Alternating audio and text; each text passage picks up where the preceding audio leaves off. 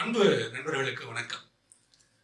உலகெங்கும் வாழ்கிற அன்பு உள்ளங்களே, பொதுவா நமது இந்த பரபரப்பான வாழ்க்கையில அன்பை தவிர இந்த வாழ்வை ஈரமாக்குவதற்கு எதுவுமே இல்லை.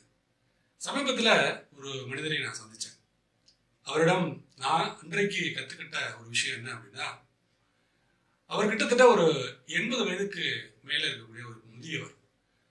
தினந்தோறும் நடைபயிற்சியில் இன்னும் ஈடுபட்டு கொண்டிருக்கிறார்.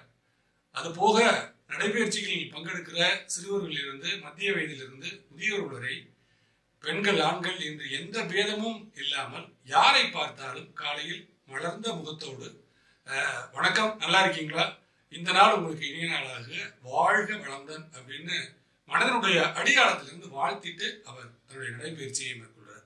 அது மட்டும் இல்லாம இந்த காலகட்டத்திலும் இந்த பனிக்காலத்தில் அதிகாலையில் அவர் நடைபயிற்சி வருவது ரொம்ப அழகான ஒரு விஷயம்.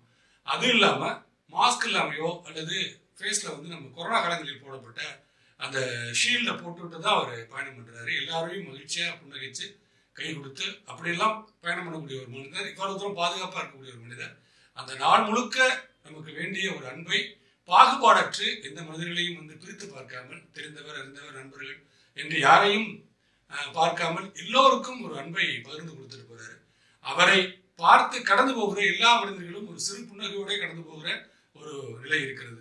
புதிதாக அந்த மனிதரை பார்க்கிற மனிதர்களுக்கு இது என்ன ஒரு கிறுக்குத்தனமா இருக்காரு, யார் அவர் தெரியவே தெரியாதவரை நமக்கு வணக்கம் சொல்றாரு, வாழ்த்து சொல்றாருன்னு கடந்து போனாலும் அடுத்தடுத்த நாட்களில் அவரை சந்திக்கும் பொழுது ஒரு நட்போடு அவரை அணுகுறாங்க.